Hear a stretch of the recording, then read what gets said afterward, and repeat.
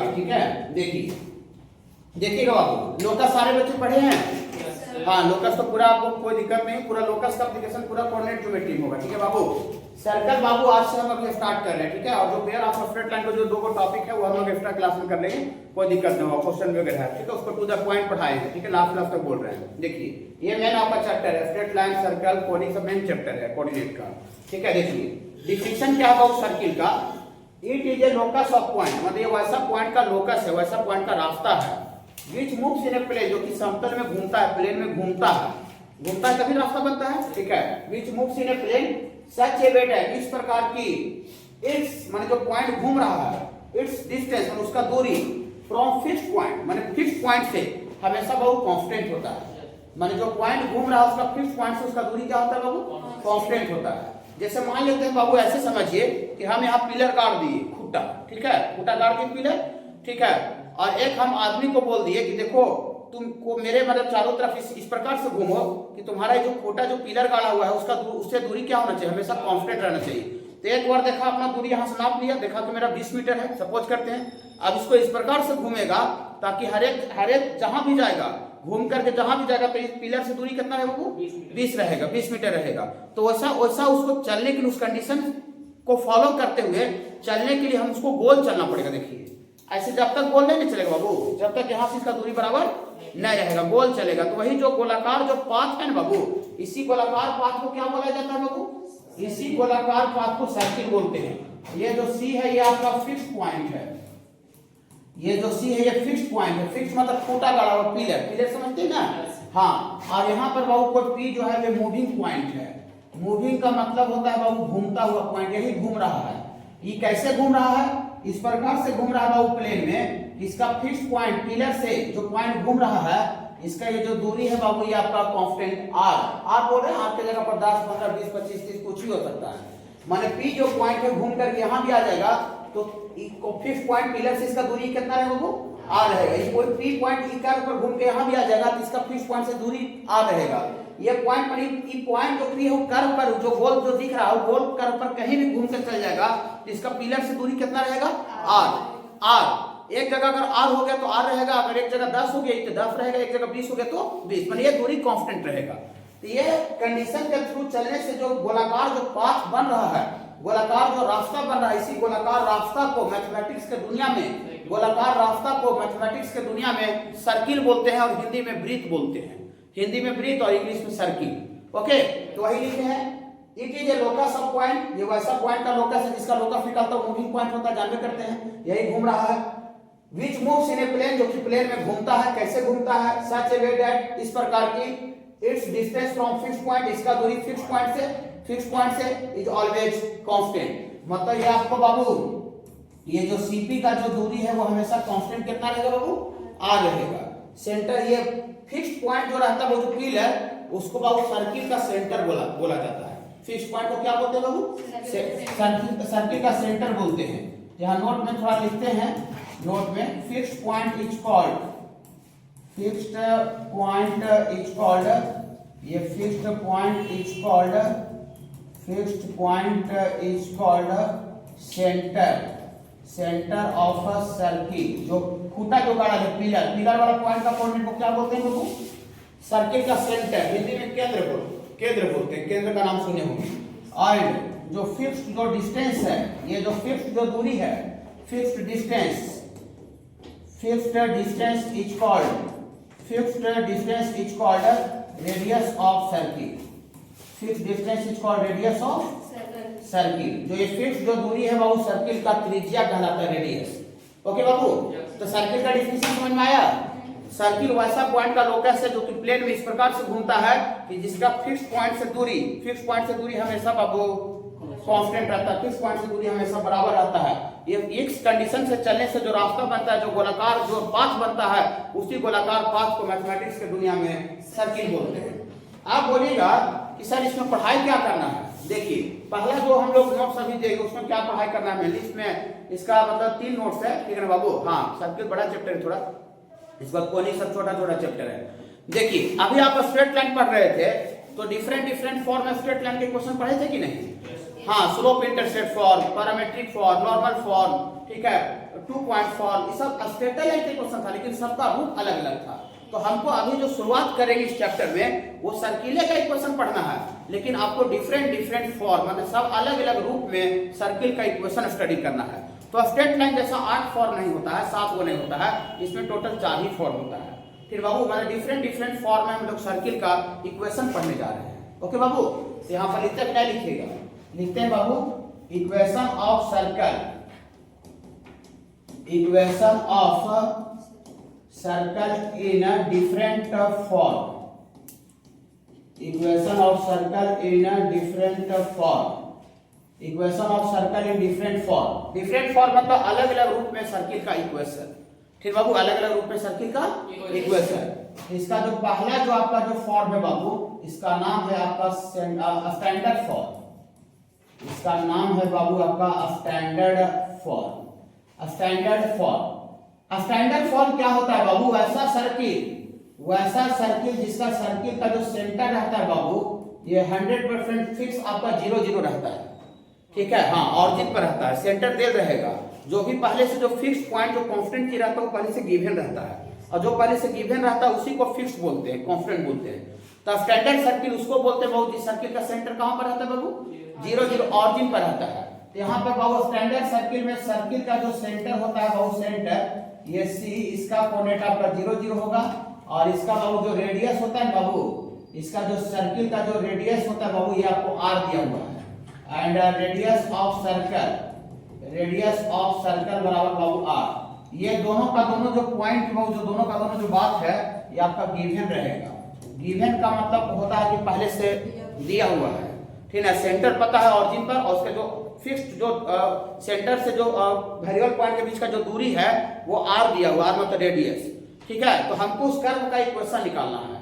फिर बाबू पहले से जो बात दिया हुआ है और हमको उस सर्किल का क्या निकालना है, इक्वेशन निकालना है। तो थोड़ा सा पुराना बात को आप याद कीजिए, यहाँ देखिए बाबू जितेंद्र, थोड़ा सा पुराना बात को आप याद कीजिए कि हम लोग मैथमेटिक्स में किसी भी कर्व का आपको इक्वेशन निकालना है तो उस कर्व उस पॉइंट पर लाई करता हुआ किसी उस कर्व पर लाई करता हुआ किसी एक पॉइंट का लोकस निकालते हैं। मैथमेटिक्स में किसी भी कर्व का हमको अगर इक्वेशन निकालना है तो उस कर्व पर लाई करता हुआ किसी एक पॉइंट का लोकस निकालते हैं, याद होगा। हाँ, और आपको याद होगा कि जिस पॉइंट का लोकस निकालना रहता है उस पॉइंट को हम लोग अल्फा बीटा मान लेते हैं, याद होगा, ज्यादा दिन नहीं हुआ है। ठीक है, तो देखिए हम उसका कर्व का इक्वेशन निकालना है। इक्वेशन निकालने के लिए बाबू यहाँ लिखते हैं late required locus of point, required locus of point P बराबर क्या मान लीजिए बाबू, अल्फा बीटा। जो अल्फा बीटा जो जिसका लोकस निकालना रहता है, जो पॉइंट मान तो वेरिएबल पॉइंट होता है कि कांस्टेंट पॉइंट होता है, वेरिएबल पॉइंट होता है। ये कर्व पर यहाँ यहाँ यहाँ यहाँ यहाँ यहाँ कहीं भी हो सकता है। ओके, आप जैसे ही अल्फा बीटा हम मान लिए तो हमको टेंशन बढ़ गया कि कैसे अल्फा बीटा जो पहले से जो बात दिया हुआ है, सेंटर और रेडियस पहले से पता है, गिवन है, देखिए गिवन लिख दिए हैं, गिवन मतलब फिक्स कांस्टेंट क्वांटिटी है। हम जैसे ही अल्फा बीटा मान लिए तो हमको टेंशन बढ़ गया कि कैसे अल्फा बीटा और कांस्टेंट में कैसे रिलेशन निकाले, कैसे रिलेशन निकाले।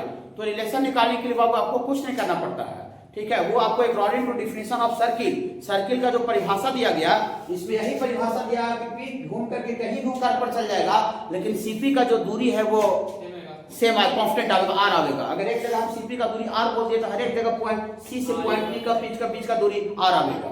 ऐसा सर्किल का डिफिनेशन बोला, परिभाषा जो दिया। ओके बाबू, ठीक है। हाँ, यहाँ देखिए according to definition of circle आपका जो CP जो दूरी है बाबू, ये CP दूरी है वो किसके बराबर है बाबू, ये हमें बोले हैं, ये आपको सर्किल का डिफिनेशन बोला, परिभाषा दिया ना, उसी में बोला कि पॉइंट इस प्रकार से घूमता है कि इसका सेंटर से जो दूरी रहता है वो कांस्टेंट रहता है। ठीक है, एक जगह हम कांस्टेंट दूरी r लिख दिए तो हमेशा r होगा।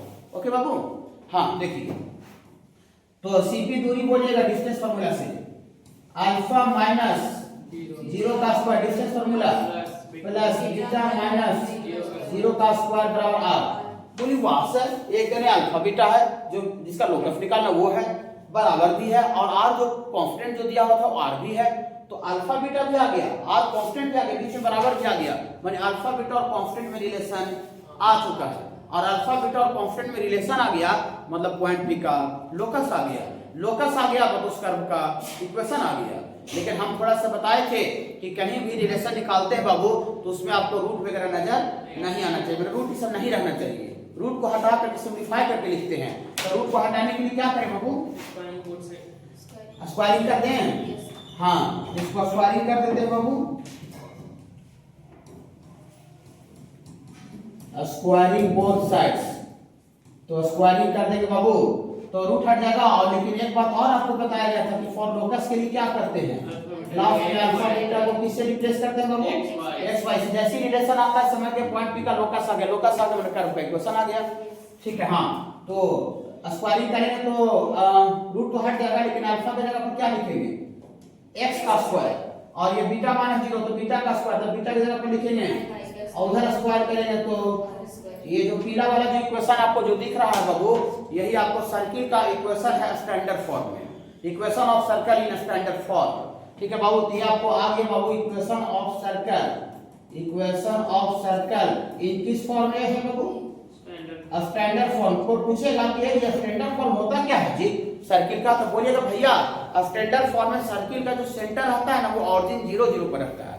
माने अगर किसी भी सर्किल का अगर हम केंद्र को, सेंटर को अगर हम ऑरिजिन पर रखे, ऑरिजिन माने 0 0 पर रखे, तो वो जो सर्किल जो आएगा बाबू वही सर्किल को हम लोग स्टैंडर्ड फॉर्म बोलते हैं, स्टैंडर्ड रूप बोलते हैं। देखिए इसका सेंटर कितना कितना लिया गया बाबू? 0 0। ओके, हाँ, तो ये स्टैंडर्ड फॉर्म सर्किल का इक्वेशन को पूछेगा तो क्या बोलिएगा? एक्स का स्क्वायर प्लस वाई का स्क्वायर और आर स्क्वायर बोलिएगा। वो पूछ देगा कि अच्छा ये स्टैंडर्ड फॉर्म है तो इसमें सेंटर कितना? बोले भैया 0 0 और जी। बोले अच्छा बता दिया। बोले अच्छा इसमें आर क्या है? आर बोले भैया सर्किल आर जो है वो सर्किल का रेडियस है, सेंटर और सर्कमफ्रेंस के बीच का दूरी है, त्रिज्या जिसको बोलते हैं रेडियस। बोली बता दिया। बोली एक्स वाई क्या है? एक्स वाई क्या है? एक्स वाई वेरिएबल पॉइंट है जो कि सर्किल पर कहीं भी हो सकता है, जिसका लोकस निकलता है। फिर बेटा को एक्स वाई से रिप्लेस किया है, तो एक्स वाई जब variable point which lies on the circle, माने जितना भी पॉइंट सर्किल पर लाई करेगा वो सारा का सारा पॉइंट इस इक्वेशन को सेटिस्फाई कर देगा। जितना भी पॉइंट सर्किल पर लाई करेगा एक्स वाई का जगह पर डालने से अगर आरएचएस आ जाता है, सेटिस्फाई कर देता है, तो हम समझिए को जो पॉइंट वो सर्किल पर लाई कर रहा है। ओके बाबू, तो स्टैंडर्ड फॉर्म समझे? ओके, लिखिए थोड़ा सा। सर्किल का डेफिनेशन हो गया, स्टैंडर्ड फॉर्म हो गया, इसमें 4 ही फॉर्म है, स्टेट लेने से 7 हो रही है। कितना नोट्स है? इसका नोट्स बाबू आपको 3 गो है। ठीक है, ऑरिजिन पर, और इसका रेडियस कितना बाबू? 6 यूनिट। तो डायरेक्ट आपको खाली सेंटर 0 0 पर है तो स्टैंडर्ड सर्किल हुआ ना, तो डायरेक्ट आपका इक्वेशन ऑफ सर्कल, डायरेक्ट आपका इक्वेशन ऑफ सर्कल हो जाएगा x का स्क्वायर प्लस y का स्क्वायर। स्टैंडर्ड सर्किल का इक्वेशन होता है x का स्क्वायर प्लस y का r स्क्वायर। तार का जगह रेडियस कितना दे रहे हैं? 6 का स्क्वायर। तो ये आपको सर्किल का इक्वेशन आ जाएगा x का स्क्वायर प्लस y का स्क्वायर इक्वल टू 36। बस हो गया, यही सर्किल का इक्वेशन आ गया जिसका सेंटर ऑरिजिन पर था, रेडियस खाली r की जगह पर रेडियस का वैल्यू पुट कर दिया। ठीक है बाबू? हाँ, और दूसरा बाबू है central form. Central form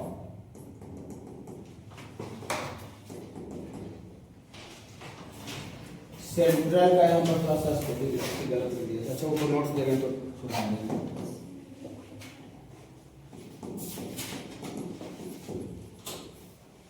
central form देखिए,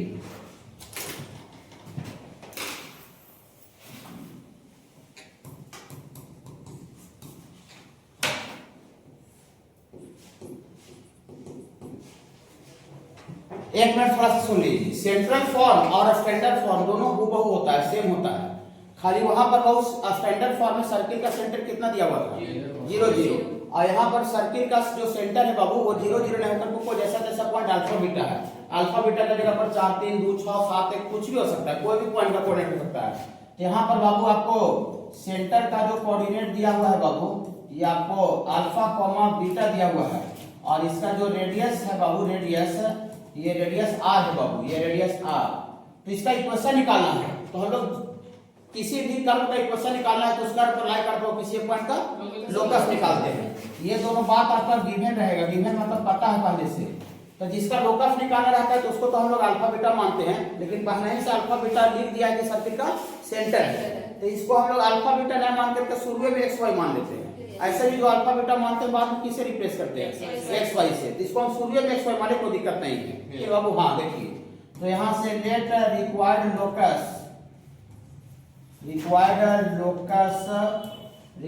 लोकस ऑफ पॉइंट P बराबर क्या मान ली बाबू? x, y। अब जैसे x, y मान लिया तो हमको टेंशन बढ़ गया कि कैसे ये x, y पॉइंट ये जो ये सेंटर और जो रेडियस दिया हुआ पहले से गिवन है उसमें कैसे रिलेशन निकाले। लेकिन आपको रिलेशन निकालने के लिए कुछ नहीं करना है। यहाँ से पता है कि CP का दूरी r, हाँ तो फिर ये CP का दूरी कितना होता है बाबू r, तो CP दूरी निकालेगा बाबू डिस्टेंस फार्मूला से, तो x माइनस अल्फा का square plus y minus beta का स्क्वायर बराबर ना बाबू। बोली बात सर इतने अल्फा बीटा है बराबर भी r भी है सर और x y भी है, मतलब अल्फा बीटा x y और r में रिलेशन आ चुका है। रिलेशन आ गया मतलब पॉइंट P का लोकस आ गया, मतलब उस कर्व का इक्वेशन आ गया। लेकिन थोड़ा रूट है तो रूट को हटाने के लिए स्क्वायरिंग कर देते हैं। तो रूट को हटाने के लिए बाबू आपका स्क्वायरिंग कर दीजिएगा, स्क्वायरिंग बोथ साइड्स, तो स्क्वायरिंग बोथ साइड्स कर दीजिएगा बाबू। तो यहाँ से x माइनस अल्फा का square plus y minus beta का स्क्वायर बराबर क्या बाबू r स्क्वायर। देखिए ये इक्वेशन और ये वाला इक्वेशन दोनों इक्वेशन सेम है, खाली यहाँ देखिए यहाँ पर बाबू x माइनस सेंटर 0 था तो x माइनस 0 का स्क्वायर है, y माइनस 0 का स्क्वायर है, और यहाँ पर खाली सेंटर 0 0 को छोड़ा करके अल्फा बीटा है। अगर यहाँ पर हम 0 0 रख देंगे तो ये वाला इक्वेशन और पहले इक्वेशन दोनों सेम हो जाएगा कि नहीं हो जाएगा? तो कुछ नहीं किए, पहले के इक्वेशन पर ये वाला बैठा के खाली यहाँ पर 0 0 की जगह पर खाली अल्फा बीटा रख देंगे। यही सेंट्रल फॉर्म हो गया। सेंट्रल फॉर्म में सर्किल का सेंटर ऑरिजिन पर न होकर के कोई जैसा तैसा पॉइंट का कोऑर्डिनेट पर रहता है, 4 3 2 6 3 2 ऐसा पॉइंट पर रहता है। तो सेंट्रल फॉर्म में बाबू सर्किल का इक्वेशन कितना हो गया बाबू? x माइनस अल्फा का square plus y minus beta का स्क्वायर और r स्क्वायर। कोई पूछ देगा ये जी सर्किल का क्वेश्चन बताइए सेंट्रल फॉर्म में, बोले सेंट्रल फॉर्म में x माइनस अल्फा का square plus y minus beta का स्क्वायर r स्क्वायर। बोले अच्छा अल्फा बीटा क्या है जी वहां पर? बोले सर्किल का सेंटर है, सेंटर का कोऑर्डिनेट। बोले बता दिया। बोले r क्या है जी? r बोले सर्किल का त्रिज्या है, रेडियस सेंटर से सर्कमफ्रेंस तक का दूरी, फिक्स्ड डिफरेंस रेडियस। बोले बता दिया। x y क्या है? x y वेरिएबल पॉइंट है जो कुछ सर्किल पर कहीं भी हो सकता है, जिसका लोकस निकलता है। क्या ठीक है ना? तो सेंट्रल फॉर्म समझ गए, दोनों एक ही, खाली यहाँ अल्फा बीटा की जगह पर वहां 0 0 था। चलिए दो वो हो गया, तीसरा जनरल फॉर्म है और चौथा पैरामेट्रिक फॉर्म है। एक डायमेट्रिक फॉर्म 5 दिया हुआ है, ये डिपेंड करता है, ऐसे भी बहुत जगह पर रहेगा। ये वाला भी आंसर डायरेक्ट यही रहेगा, लेकिन चलिए हम यहां से डिफाइन भी कर देते हैं। x का square plus b square minus 2ab और प्लस y का स्क्वायर प्लस 16 और माइनस 2ab में 8y और इतना बराबर बाबू 25 5 का स्क्वायर हो जाएगा। तो 16 और 25 से 25 बाबू कट जाएगा, तो यहाँ x का स्क्वायर प्लस y का स्क्वायर और ये माइनस 6x और माइनस 8y बराबर बाबू 0 हो जाएगा। ठीक है, ऐसा ही सर्किल के क्वेश्चन आगे भी रह सकता है, ऊपर वाला भी आंसर आ सकता है। ठीक है, जिसका सर्किल का सेंटर पता है, रेडियस पता है, डायरेक्ट फार्मूला लगा दिए। इसके बाद होगा जनरल फॉर्म।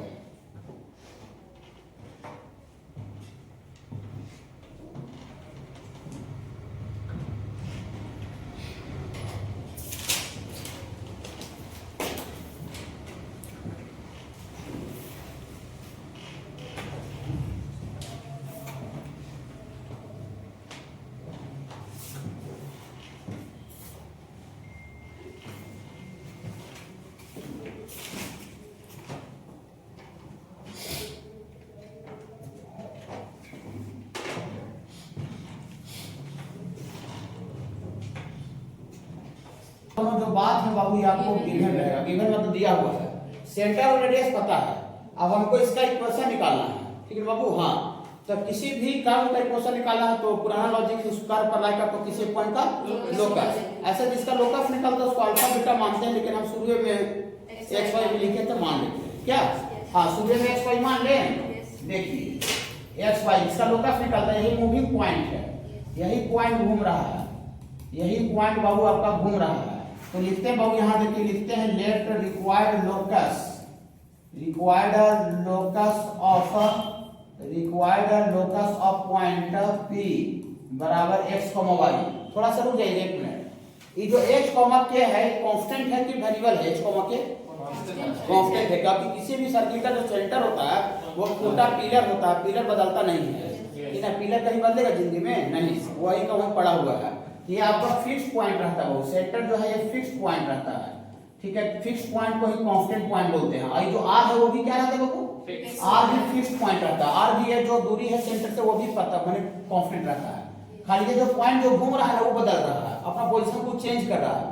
तो late required locus of point P alpha comma beta मान लिए, ठीक है। अब जैसे हम अल्फा बीटा मान लिए तो हमको टेंशन बढ़ गया कि कैसे अल्फा बीटा और कांस्टेंट में कैसे रिलेशन निकलता। आपको पूछ रहे हैं, जानते हैं, ठीक है। क्या जानते हैं बाबू, सीपी का जो दूरी होगा वो रेडियस के बराबर होगा, सब जगह सही कर रहे हैं। यहाँ सीपी का दूरी निकालेंगे तो रूट अंडर यहाँ x माइनस एच का square plus y minus k का स्क्वायर बराबर आर ना बाबू, आर। इसको स्क्वायरिंग कर दीजिए, स्क्वायरिंग बोथ साइड्स, स्क्वायरिंग मतलब होता है वर्ग कर दीजिए। तो स्क्वायरिंग कर दीजिएगा बाबू, तो यहाँ से x माइनस एच का square plus y minus k का स्क्वायर बराबर वही सर सब घुमा फिरा के एक ही चीज लिखते हैं सर। हाँ घुमा फिरा के सब एक ही चीज लिख रहे हैं। अभी खाली सेंटर अल्फा बीटा था तो x माइनस अल्फा का स्क्वायर y माइनस बीटा का स्क्वायर था। यहाँ सेंटर h के लिए तो x माइनस h का स्क्वायर y माइनस k का स्क्वायर हो गया। लेकिन इसी को आगे बढ़ाने पर जनरल फॉर्म आएगा, इसी को आगे बढ़ा देते हैं, ठीक है। अभी हम आगे नहीं बढ़ाए थे लेकिन इसको आगे बढ़ाने जा रहे हैं। देखिए ध्यान से देखिए, बिना लिखिए कोई नहीं, इसको तोड़िए, a माइनस b को होल स्क्वायर पर तोड़िए, x का स्क्वायर प्लस h का स्क्वायर माइनस 2hx, इसको तोड़िएगा तो y का स्क्वायर प्लस k का स्क्वायर माइनस 2 के y बराबर r स्क्वायर इन्हें आ जाएगा तो माइनस r स्क्वायर बराबर 0 बाबू। हाँ घबराइएगा नहीं, इसी को आगे बढ़ा रहे हैं।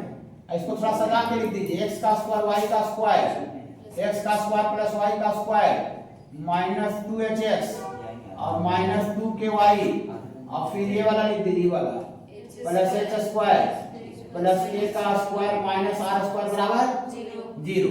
कोई दिक्कत है क्या बाबू? नहीं, सुनिएगा, घबराइएगा नहीं। यहाँ देखिएगा h के भी सेंटर था तो कांस्टेंट था और r भी आपका रेडियस कांस्टेंट है। तो हम जानते हैं कि कांस्टेंट h कांस्टेंट था और कांस्टेंट का स्क्वायर भी कांस्टेंट होता है, k भी कांस्टेंट था, कांस्टेंट का स्क्वायर भी कांस्टेंट होता है, r भी कांस्टेंट था। और ये कांस्टेंट कांस्टेंट जुटे घटेगा, कांस्टेंट कांस्टेंट में जुटे घटेगा, 4 में 10 जुटा तो नया बात 14 आएगा और 14 में 3 घट जाएगा तो नया बात 11 आ जाएगा, ठीक है। तो कांस्टेंट कांस्टेंट में जुटा घटता है तो एक नया बात, इसी बात को हम एक नया चीज सी बोल रहे हैं। माने कांस्टेंट कांस्टेंट कांस्टेंट जुटे घटते एक नया बात को हम सी बोल रहे हैं, सी। फिर बाबू हाँ इसको हम बोल रहे हैं बाबू नगामी रुक गया सी, चलिए ठीक है, इसको हम सी बोल रहे हैं, सी। सी से सी कह रहे हैं इसको, हम इसको क्या कह रहे हैं बाबू? सी कह रहे हैं। रुक जाइए एक मिनट, सुनिए, घबराइएगा नहीं। देखिए आपको जितना भी क्वेश्चन पढ़ाई करना है बाबू, जनरल फॉर्म पढ़ना हो, चाहे स्ट्रेट लाइन का, सर्किल का, पैराबोला का, वो जनरल फॉर्म बाबू इक्वेशन में माइनस नजर नहीं आना चाहिए। नेगेटिव आपको बाबू दुनिया के लिए एकदम बहुत खतरनाक चीज है, ठीक है। नेगेटिव से कोई मुलाकात करना नहीं चाहता है। ये अलग बात है कि नेगेटिव से मुलाकात हो जाता है लेकिन नेगेटिव से मुलाकात करना नहीं चाहता है। देखिए तो कोई लड़का बैठा बोल बैठने के लिए बोलिए, इसको वही छुट्टी हो रहा है।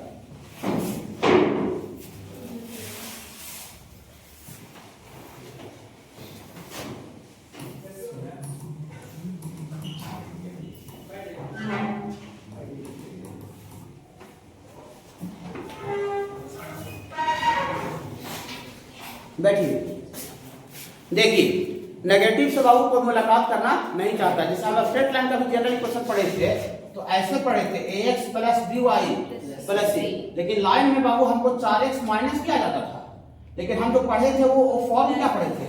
प्लस का फॉर्म पढ़े थे, ठीक है बाबू। हाँ जनरल का मतलब क्या होगा, उससे सब आदमी को मुलाकात होगा, ठीक है। लाइन देखेगा तो वो दिखेगा, ठीक है ना। और जैसी लाइन दिखा जनरल फॉर्म में ही नेगेटिव दिख गया तो उसको दिमाग टेंशन में आ जाएगा। नहीं, माइनस देखने से दिमाग क्या होता है? टेंशन में आ जाता है। अब बैंक बैलेंस चेक करने गए, देखिए अरे account balance is minus 1 lakh, tension. हम ये बिजली बिल देखे चेक करते हैं, ठीक है, मोबाइल पर ऐप रहता है, देखिए कि माइनस 59,000, ठीक है, माइनस 59,000 इतना, ठीक है। 55,000 माइनस 55,000 का कोचिंग के बिल डाल दिया है, ठीक है, अभी तक नहीं सुधार किया है, ठीक है। हाँ तो मैंने हम देखे नेगेटिव, वही देखते प्लस 59,000, तब वो जाते उसको जब पता होता है एप्लीकेशन देने जाते हैं। बताइए तो हम प्लस 59,000 देखते तो बिजली बिल में एप्लीकेशन देते? नहीं देते। माइनस 59,000 दे, तुरंत टेंशन उसी दिन से एप्लीकेशन दिए, है ना। तो माइनस देखने से बहुत बड़ा टेंशन होता है। इसीलिए बहुत जनरल इक्वेशन होता है किसी भी कर्व का, मैंने किसी पूरा मैथ में वो माइनस में नजर नहीं आना चाहिए, ना तो दुनिया का नेगेटिव इम्पैक्ट पड़ेगा। यहाँ देखिए माइनस में दिख रहा है तो माइनस में दिख रहा है कि इसको माइनस को हटाने के लिए हम h के जगह पर ही माइनस जी पुट कर देते हैं।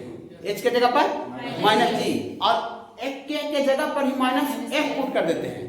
हाँ, तब जब पुट कर देंगे तो यही जो डिजाइन है, ये जो डिजाइन है देखिए क्या बन जाएगा। ये जो डिजाइन है x का स्क्वायर प्लस y का स्क्वायर, h के जगह पर जब माइनस जी पुट करेंगे तो माइनस जी के साथ माइनस गुना होगा तो प्लस हो जाएगा। प्लस बनाने के लिए खाली ऐसे पुट किए हैं। हाँ, यहाँ पर प्लस कितना लीजिए बाबू, सर नेगेटिव, तो सर जी को मैंने नेगेटिव को जबरदस्ती पॉजिटिव बना दिए। फिर बाबू जबरदस्ती देखिए, और यहाँ के जगह पर माइनस से पुट करेंगे तो प्लस 2fy बाबू। हाँ, अब प्लस सी, इसको कॉन्स्टेंट उल्टा करता थे, नया बात सी बोले थे। और इतना बराबर क्या बाबू, जीरो। देखिए ये ऐसा करने से क्या होगा कि पूरे इक्वेशन में कहीं माइनस का टर्म नजर आ रहा है नहीं, मैंने दुनिया इसको देखेगा तो दुनिया को नेगेटिव इंपैक्ट नहीं पड़ेगा, मैंने दुनिया दुख में नहीं पहुंचेगा। आदमी जो देखेगा तो उसको खुशी में आज होगा, अरे प्लस प्लस प्लस, ठीक ना। अब हो सकता है कि प्लस पल भर का नकली प्लस था, लेकिन देखने से सुकून जरूर मिलेगा नहीं। हाँ देखिए तो ये बाबू जो दिख रहा है x का स्क्वायर y का square 2gx 2fy plus c बराबर 0, ये सर्किल का जनरल इक्वेशन होता है। यही सर्किल का जनरल इक्वेशन है। अभी आप बोर्ड पर निकालिए, आपको पूछेगा सर्किल का जनरल इक्वेशन बताओ, तो बोलिएगा x का स्क्वायर प्लस y का square plus 2gx plus 2fy plus c बराबर 0 बोलिएगा। तो इतना it is a general equation, घबराइएगा नहीं, ठीक है। It is general equation of circle है बाबू, it is general equation of circle. रुक जाइएगा, और इस जनरल इक्वेशन ऑफ सर्किल में कोई पूछेगा कि सेंटर का कोऑर्डिनेट कितना है भाई, बोलिए सेंटर का कोऑर्डिनेट तो आप सर लिए थे शुरू में, तो h और k लिए थे, लेकिन h के जगह पर माइनस g पुट कर दिए हैं और k के जगह पर माइनस f। इसमें g और h नजर नहीं आ रहा, अति h और k नजर नहीं आ रहा, इसमें नजर आ रहा है g और f। यहाँ सर्किल का जो शुरू में लिए थे उसका सेंटर h बोले थे, h के जगह पर क्या पुट कर दिए माइनस जी। इस सर्किल का जो सेंटर होगा, इस सर्किल का जो सेंटर होगा ये माइनस जी माइनस एफ होगा, एच की जगह पर।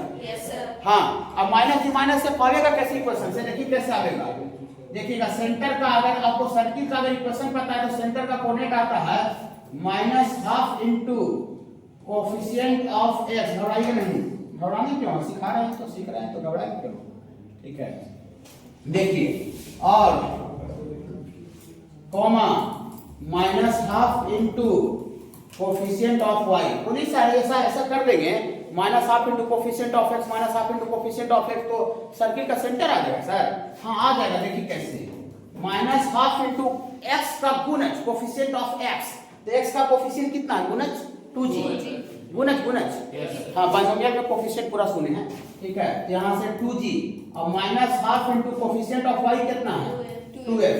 तो देखिए 2 से 2 इंजॉय मिला, 2 से 2 इंजॉय मिला, तो इंजॉय मिलने के बाद सही में कोई हुआ जी, सही में सर्किल का जो सेंटर था माइनस जी माइनस से भी आ जा रहा है। माने किसी का भी अगर सर्किल का अगर इक्वेशन पता रहेगा और सर्किल का सेंटर अगर लाना रहेगा तो हम फार्मूला लगावेंगे minus half into coefficient of x comma minus half into coefficient of y से जो रिजल्ट आएगा सही में सर्किल का सेंटर का जो कोऑर्डिनेट माइनस जी को माइनस f है वो आ जाएगा। ओके बाबू, ये सर्किल का सेंटर निकालने का बाबू ये आपको लॉजिक हो गया बाबू, फार्मूला हो गया, इसको आपको याद रखना पड़ेगा। सर्किल का अगर इक्वेशन पता रहेगा, इक्वेशन समीकरण पता रहेगा बाबू, तो हम यहाँ से सेंटर निकालने के लिए माइनस हाफ इनटू एक्स का गुणज और comma minus half into y का गुणज कर रहे हैं, तो सही में जो सर्किल का जो सेंटर ऊपर है वही माइनस जी और माइनस एफ ही आ रहा है वैसा करने से। तो ओके, फार्मूला हो गया। पूछेंगे सर्किल का जनरल इक्वेशन पता रहेगा तो सेंटर का कोऑर्डिनेट बताइए, सेंटर निकालने का फार्मूला बताइए, तो तुरंत खटाक से बोलिएगा minus half into coefficient of x comma minus half into coefficient of y, उससे जो रिजल्ट आएगा जो पॉइंट का कोऑर्डिनेट आएगा that is called centre of circle. Okay बाबू, हाँ इसको लिखिए और यहीं तक करते हैं और आगे कर देंगे, ठीक बाबू। शुरुआत कर दिया है, ठीक बाबू। कल आप आइए, ठीक है। कल बाबू आपको पेयर ऑफ स्ट्रेट लाइन जो क्लियर कर रहे थे ना वही